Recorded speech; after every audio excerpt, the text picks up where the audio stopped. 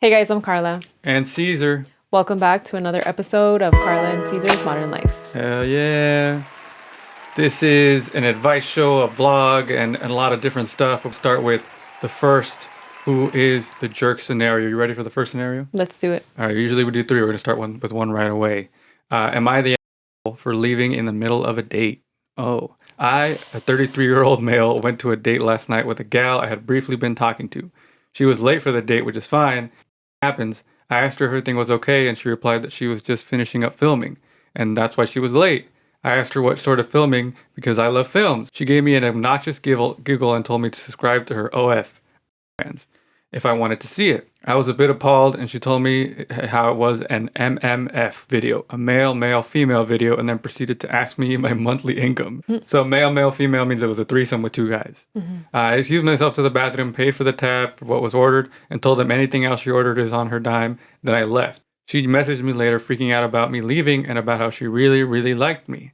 I just blocked her number. I don't feel a need to explain myself. It was a first date. I'm not into that. And she can obviously get someone else. So am I the ass? So they had only briefly talked before this. Yeah, this is this was their first date. This was the first time that they were actually meeting. And she said she had OnlyFans and he was like, all right, I'm out. Or maybe it was the fact that she was, because of like the type of content, Yeah. maybe he was like, I'm not into that. Yeah.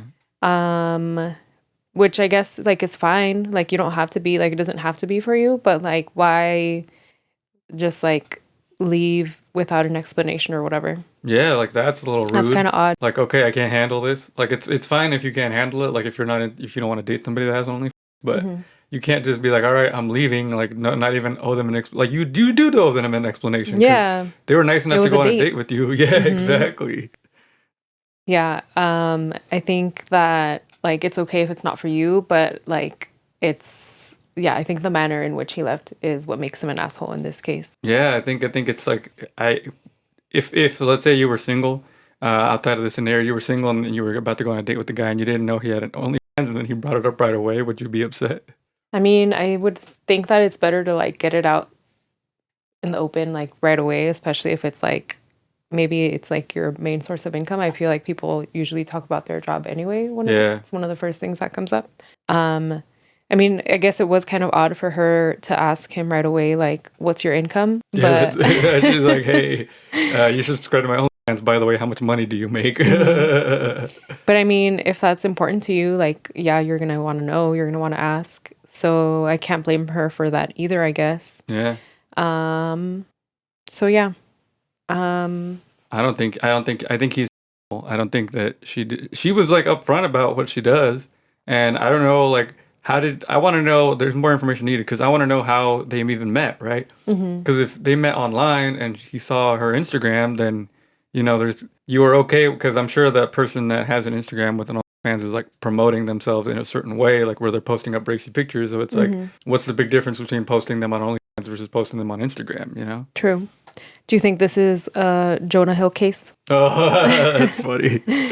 I don't know. I mean, I guess there's more information. Like an insecurity thing? I think so. And I think it's fair if you're insecure about somebody having an OnlyFans, but at least let them know, right? Like if that's not something you're into, then fine, but you just gotta ditch them like that. Yeah. And it's like, I guess maybe because he's 33, like maybe he's thinking like, I want to be with somebody who's like ready to settle down. I don't know. I mean, I can't assume, like you said, like we wish we had more information, but like why not just like keep hanging out and just see where it goes? Like you could like make a friend out of it if, if nothing else. Yeah. I mean, yeah, it doesn't make sense. So yeah, I think you are for doing that to a person you were going on a first date with. It's just an immature move. Yeah, for sure. So yeah, that was our first scenario. We wanted to get into it right away because this is season 2 of Carla and Caesar's Modern Life. Hey. Kids are very happy about that. We haven't recorded an episode in a while, so we switched up the room. If you can tell, if you have not seen us, if you're watching this on not YouTube, then there's a whole first season which you don't really need to watch, but if you'd like to, it's right there. We're gonna make these episodes like independent of each other. Yeah, they do build on each other, but like this is a new start for us. Right. How do you feel? Good. I like the one shot wider lens. Thank you for getting that tool. Yeah. I like that. I like that it's like you can see where we're at and we're like, yeah, this is cool. Nice. I feel like we're both in like, I think this is like a good place to say, okay, we're starting it's a fresh start, and it feels good. Nice. Yeah. Yeah. So if you're just tuning in for the first time, we're gonna reintroduce ourselves if you don't know who we are. So why don't you tell them about yourself? I'm Carla. I'm 34. I'm one of five. I'm the middle child. I'm a Capricorn sun, Aries rising, Aquarius moon. I'm a manifesting generator. And then like the last year and a half, my main focus has been on my mental health and like general, like, what do you call it? Like self-care. I've just been setting up like better routines and habits for myself in order to try to get more aligned with like my most authentic self. I recently shaved my hair and have been rocking a buzz cut, and I love it. I don't see myself going back anytime soon, although it is a little bit longer right now than it has been. But I'm enjoying this length. Nice. What else? I think that's it for now. Nice. And we've been married for 4 years since 2019. My name is Caesar, and I've been podcasting for 8 years on a consistent basis with my other show, The Rodriguez Show, which is based out of where we live, which is Orange County, California. Specifically, we live in Costa Mesa, but I cover artists from all over Orange County. And, a couple years ago during the pandemic, we decided that we wanted to do a podcast together, and we were working on it. And yeah, last year we started it, and we've had a good number of episodes. And we did take a break for a little bit, but like we said, we're back. And yeah, I'm just excited to do this. Good. Yeah, me too. I think we were just busy in general. Yeah. So this show, like we said, like I mentioned before, it's like a vlog where we talk about our lives. We also give you advice on your situations, like the one we just did. We also talk about some self-help, and mental health stuff that we're like, we read self-help books, and then we cover what we've learned doing them so far, stuff like that. Yeah. I'm sure the people that have watched the past episodes want to know what we've been up to in this 3 months that we haven't done a show. It's been a good minute. Yeah, it really has. Time flies. Yeah. One of the things that one of the bigger things was that we went to Mexico on a trip. Where did we go exactly? We went to Sayulita, which is about 45 minutes from Puerto Vallarta. Nice. It's my first time that I had been there. I don't really. Same here. Yeah, I've only been to Mexico like for family visits when I was younger. So now it's cool to go for like travel purposes for fun. So This was also our first trip to Mexico together. Yeah. So that was cool. We went to visit your family. Oh, right. Yeah, this is our first trip together to the beach. Yeah, to like the vacation part of it. Yeah. It was an interesting experience because the place we went to, Sayulita, was like remote in the sense that it was just it's just different because Mexico is just different. It's not that it's bad. It's just that it's not what we're used to. Yeah, it was a smaller town for sure. Like still touristy for sure, but it felt more quaint and just smaller town feel as opposed to just like super touristy with like a ton of resorts and like just catered to a different demographic, I guess. Yeah. I mean, and one of the things was like the hotel that we got that didn't have a TV, so we couldn't watch TV. That was like the most jarring thing for me. I was so looking forward to watching some Mexican TV. Same. But that didn't take away from the trip at all. No, I don't think so either. We went to see our friends, or to, be a part of, not be a part of the wedding, but like be there for our friend's wedding. And it was like a really fun experience to go with like a lot of our friends and be at the beach. And like, it felt like, not like our family, but like a family vacation. Yeah, I definitely wish we would have stayed longer. I think that I didn't realize that everybody else that was going was staying for longer than we were. I mean, some people left before us. Some people stayed like as long as we did, but I feel like the people that we know were there longer, and so it made it hard to leave. Like I was, yeah. Like had I known how fun it was going to be with everybody there, then I would have stayed longer for sure. Yeah, definitely. Yeah. One of the things that happened to me that, it's my only complaint was that I got sick afterwards. And I think I just can't handle, Mexican water. Yeah. I think I drank a drink that had ice cubes from water that was not clean, and Yeah, that you made and me a sick. handful of people. Yeah, a lot of people that went on this trip got sick afterwards, which was, I mean, it was worth it to go, but it was like, damn, it hurt. Yeah.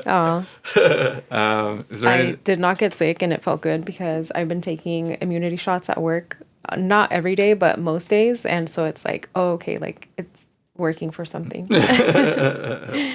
So another cool thing that happened was that you had your Vespa, back up and running. How was that process? It was not as hard as I thought it was going to be. I think like had I known how like simple it was going to be to fix it, I probably would have done it a long time ago. But I think in my head, I was thinking it was going to be so many steps and like just a lot of work. And it ended up being so the reason why I had to fix it in the first place was because nothing was wrong with it when the last time I used it, but I went so many years without turning on the engine that it was bound to not turn on the first time that I went to start it. And so thankfully the only thing I had to do that was or like out of like the ordinary or like obviously like I switched the battery and like I added new gas. I topped off the oil, although I'm gonna take it to get an oil change ASAP. Other than all that, I just had to put a bottle of seafoam in it, and I think it's just to clean the engine, and that did the trick. I had help from people from work. Two of my neighbors helped. One helped me with the battery. One helped me with like pumping up the air in the tires, because the pressure was at 6, and it needed to be at like 28 in the Oh, front and damn. like 42 in the back or something like that. Yeah. So it was really nice. Oh, also, my brother-in-law helped with it too. So it was nice that like so many people like wanted to see it back up and running, and I think that like all that everyone's like positive energy must have like also helped with it. But yeah, I was just so happy when it did turn back on, and like it sounds just like how I remember it. Yeah. And like knock on wood, like there's nothing else wrong with it. So it's been really nice to just have a second, like another option, like to get around just Yeah. because we've been carpooling for the last year and a Year and a half, half, yeah. and it's been fine. We've been able to make it work, but since like both of us are like starting to get busier in our lives, like I feel like I regained a sense of like independence and just freedom that I had been missing. And so that feels really good. That's probably like the best part of it. And it's just fun. It's so Yeah. cute. And yeah, Nice, nice. Yeah, that's really exciting. I'm really happy for you to be thanks, able to Sunny. ride around in that. Thank you. Yeah, and one of my things was that I celebrated 8 years of my radio show, The Rodriguez Show, which I mentioned already. But yeah, Yeah. we had a big party in May in downtown Santa Ana, and it was just such a great time. I was really happy that a lot of people came and that we packed it, and it was just great to celebrate. And that's kind of been, one of the reasons I've been really busy this summer so far is just because we signed up with our friend Noah James, who's a really talented artist from the IE, to do shows all summer with him once a month. So I've just been booking them and like making them happen. And it's a little bit tougher to get people to show up once a month for an event, which makes sense. But we're trying to switch it up and get some exciting performers so people come out and see it. It's at an art gallery in Fullerton. It's called the Exhibit Gallery, and it's in the downtown Fullerton by the train station. So every month there's a new art like exhibit, and there's like music that we choose, like the musicians that we pick to perform. So it's just been doing that. It's been a fun time, and Yeah. just trying to build the show up higher. Yeah. It's in a really cool spot. And then Noah James and Lisa do a great job of like, yeah, just like gathering like such great people. Yeah, It's for awesome. sure. So yeah, so the other thing that we get into on this show is self-help and mental health. Right now, currently, I'm not in the middle of reading any self-help books, and I don't think you are either. No. Yeah, I mean, I feel like I always am. I always have one in like that I will listen to like when I get a chance to. The most current one is Lewis Howe's The Book of Greatness. It's a good one. It's a good book of like it's like pretty comprehensive. It's like basically like all the things that I've been focusing on in one book. So that's pretty cool. I'm listening to it on Audible. So I'll definitely be listening to it a couple times through. I like to listen once through and then take notes on the second time. Nice. And yeah, but before that book, the other book that I like, the most previous book before this one was this book that one of my coworkers let me borrow because I had a conversation with another coworker where he was saying something about how I'm really healthy and how I'm going to live forever. And I made a comment like, well, like none of us are going to live forever, but our spirits are eternal. So like, I just want to feel good in this body while I'm in this one, you know? And I think that that must have like basically it just like made her want to recommend this book to me that she had read. And it's about people, well, it's one doctor who went in and had like he hypnotized his patients to basically help them heal trauma. And this one patient of his in particular was able to tap into her past lives during these hypnotherapy sessions. And it's just super interesting because I feel like a part of me already like had this like understanding and like a belief in like our souls being eternal. And I forget where exactly I got that from. Probably like just like multiple books. But I feel like, you know how when you like hear something like over and over, like from different places, and then it finally like sinks in and it's like, oh yeah, like I know that's a fact now. And like you just feel it like as like an epiphany sort of thing. I feel like we've talked about this on the show before, but anyways, so I forget where I was going with this, but basically it gives me a lot of peace in like knowing that like our souls are basically going to be like on these journeys like forever. And so there's no like right or wrong actions you can take because like everything is happening for you, and you're supposed to be like taking like the circumstances and situations in this life and like learn from them as much as possible so that you can like take them with you in your next one. Yeah. And so it just gives me a lot of peace knowing that like there's no rush. Like I don't have to like have it all figured out right now, you know? Yeah. Do you think that the idea of like, learning from your life into a past life, do you think that there's ever any repercussions for people that don't like, because there's always going to be good and bad people, and I know that it's not always objectively good and bad people for everybody, Yeah. but there's got to be some people that are straight up bad. Yeah. Do you think that there's any kind of repercussions for living a life where you're just not a good person? I mean, I feel like a person who's like bad, like got to be that way for a reason. And like certain situations can like you can do with them what you want. Like you can take that and like heal yourself, or you can take that and keep hurting others.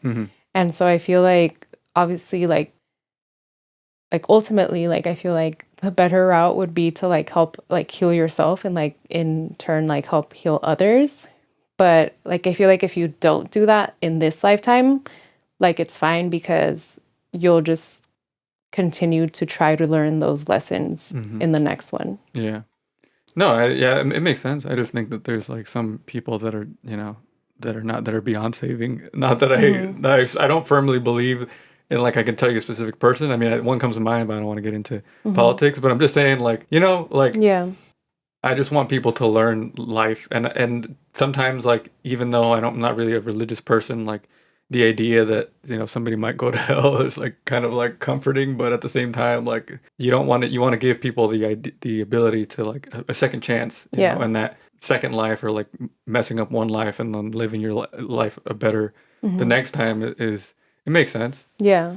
But at the same time, like we don't really know, because even if the idea of reincarnation is true, which I'm not saying it isn't, but like, how do you know what you carried from one life to the next? Yeah. Like I don't know what I learned in my past life, because supposedly like you start clean every time you're born or whatever. Yeah.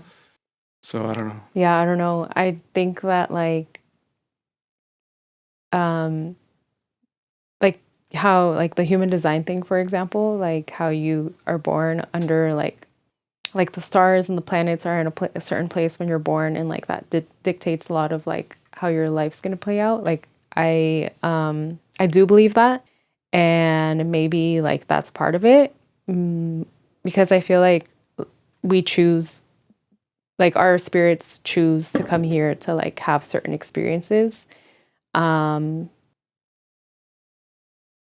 and I think maybe like that's part of it, like maybe that's part of like how like you do come into like whatever sun, and like I don't know how to explain it, I but get what you're saying though.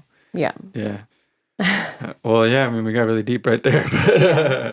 But is there anything else you wanted to talk about in terms of self-help and mental health?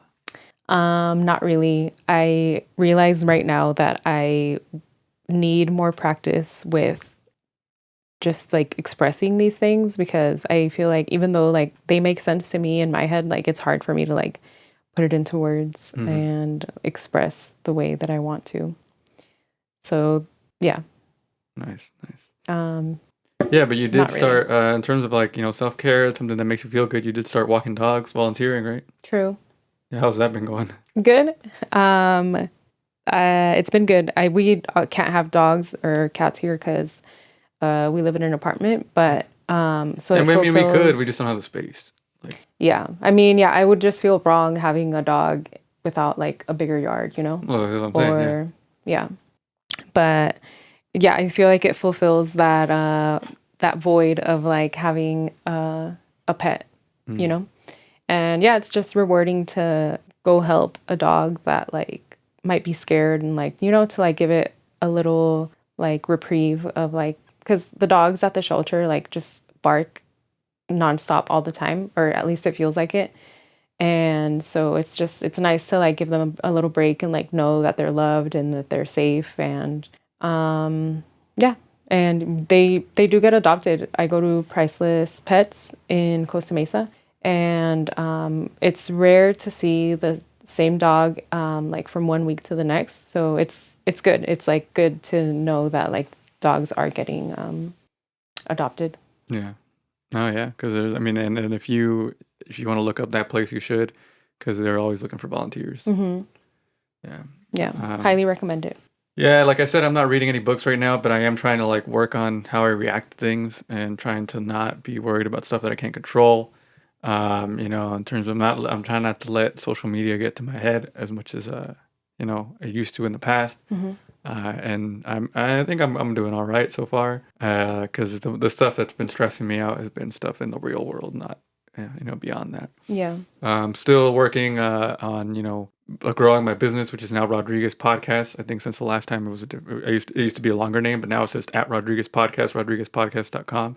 And that's a small business where I edit people's videos, like podcast videos or YouTube videos, whatever they want, and just trying to handle like being because I thought working at the same place, kind of running a store, I knew what I was doing, which I did. I learned a lot from there, but there's a lot more to learn still about having your own business. Mm-hmm. So I'm working on that, and I'm getting there. And if you want to be a client, hit me up. Nice.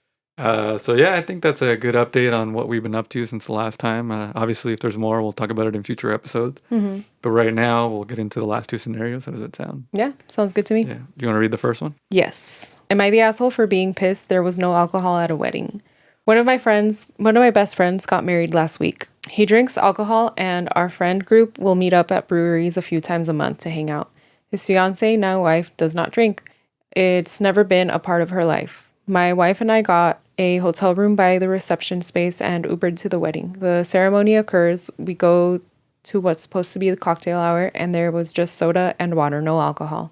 This was not something we knew about ahead of time. There was a palpable buzz among our friend group at the lack of booze. A lot of us had spent money on a hotel room and Ubering, anticipating drinking. I'm kind of pissed. He's at the wedding writing this. Bride and groom come to cocktail hour. Everyone cheers, and when the bride and groom come mingle with us, I ask where is the booze? His new wife chimes in saying her family does not drink and they were paying for the wedding, thus no alcohol. I tell them we should know that ahead of time. I say I wasted money on a hotel room and Ubering. I would have just driven if I'd known, maybe not even had come. Oh, geez. The bride does not take my comment well and implies I might have a drinking problem. I don't. I only drink with my friends. The groom says I don't need to be such an asshole. I reiterate that I spent a bunch of money on something I didn't need. We all did. The bride's pissed at me and asks me to leave. My wife and I leave, but it's clear I touched her nerve. In our group chat, friends were mixed on me saying something. My wife said I wasn't wrong, but my timing was wrong. So was I the asshole? Damn. Well, I mean, I think the answer is yes, but the way he puts it, it just sounds so entitled. Yeah, like I wouldn't have gone if I would have known there was no alcohol. Yeah. Then that makes you the dick. If I was on your side until you said that part because if there was an implication like all weddings except for obvious ones that like if they would have said hey there's not gonna be any alcohol then okay like that's reasonable to be like oh dang like I don't have to get an Uber or I don't have to drive I don't have to get a hotel. That makes sense why you'd be upset if you didn't know ahead of time because most weddings do have alcohol. But then the whole entitlement to I wouldn't have come if there was no alcohol, that's when it's like what you do not even care about your friend. Yeah, then I would also agree that you might have a drinking problem if you're not willing to go to a wedding just because there's no I get that like weddings are supposed to be like a big party, a celebration, and like maybe most people associate alcohol with like celebration and partying, but it's not a given. Yeah. And like, yeah, I agree. Like it sucks that like they didn't give you a heads up. I feel like it would have been right to kind of put that out there because otherwise people do have kind of expect that. Like I feel like that's one of the highlights of weddings. It's true. Yeah. And that's where it's like you were right up until the entitlement. You know?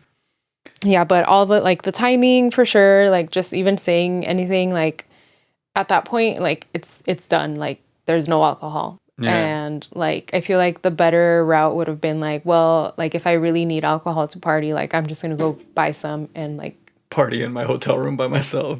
Yeah, or like I don't know, there's flasks, there's like ways to, like I don't know. Or yeah, just like party somewhere else, I guess, but it's I feel like it doesn't take away from like the reason why you're there, which is like your friends are getting married. So it's like I don't know.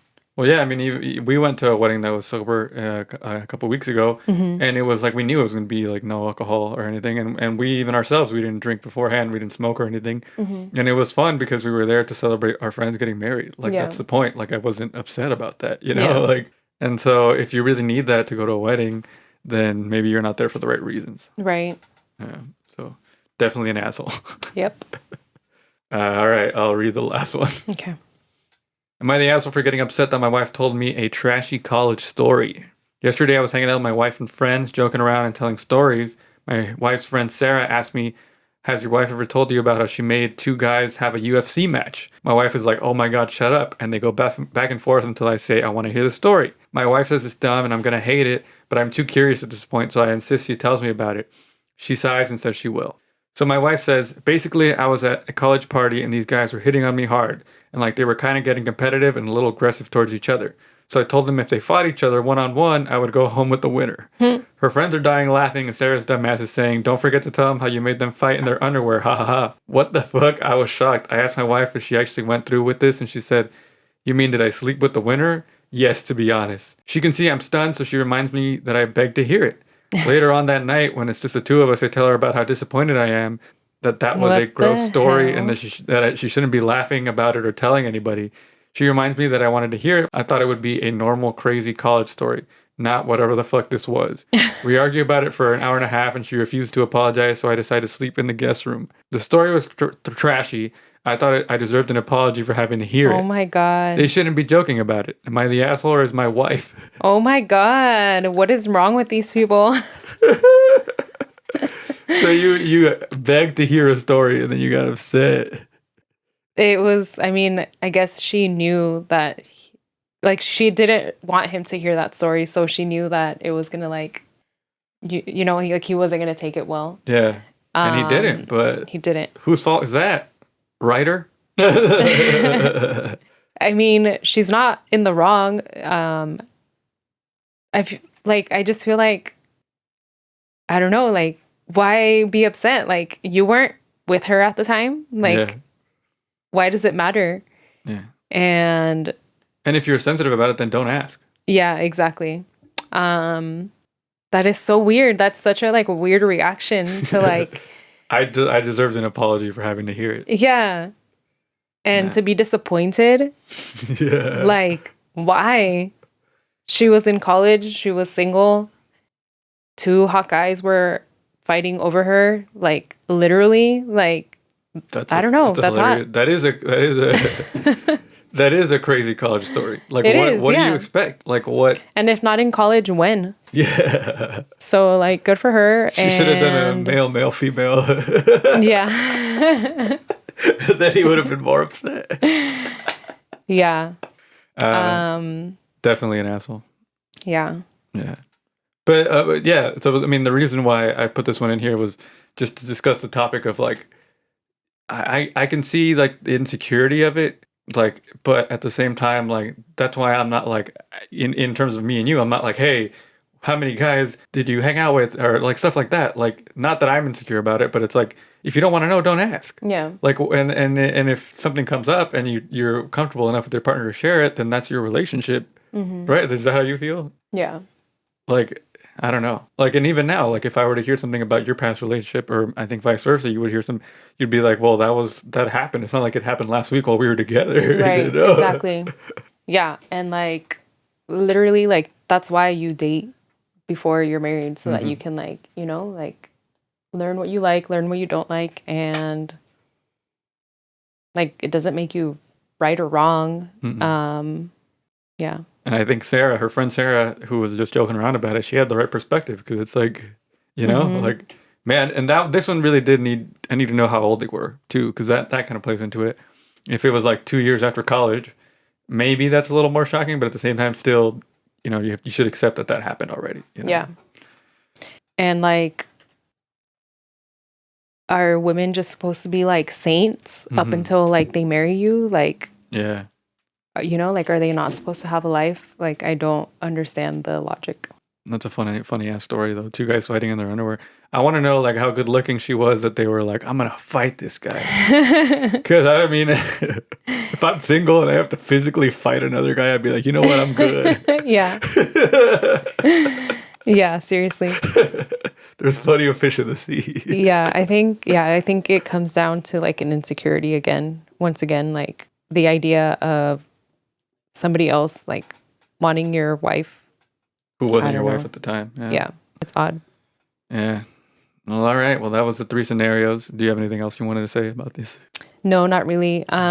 Somebody, a friend of mine was saying that he was scrolling through our past episodes and was hoping to get like dating advice. I wouldn't necessarily say that we're dating advice type of a show, but if you want some, we're always open to like answering questions. So like, if you guys have like specific questions that you like want us to answer, like want our take on, let us know. I'm down for dating advice. Just hit us up by Carla and Caesar. What was the email? advice@carlaandcaesar.com. Yeah. We just don't actively like talk about dating advice because we're not dating, but like we're open to, talking about it.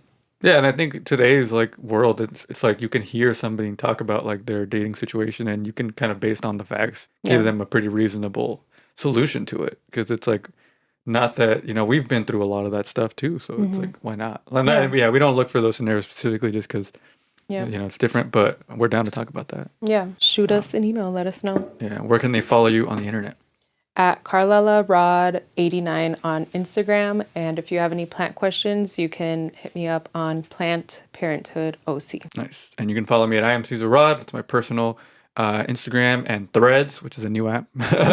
And then at Rodriguez Podcast, if you want me to produce a podcast for you. And then at The Rodriguez Show, that's the music radio show that I do, also on YouTube, youtube.com/The Rodriguez Show. Well, all right. This is our first episode back. How do you feel about it? Good. Yeah. I think it took us a minute to get into the rhythm, but once we did, which was pretty early on, it was good. Yeah. It feels good. Yeah. All right, guys. Remember to take care of yourself and each other. Thank you for watching. Bye.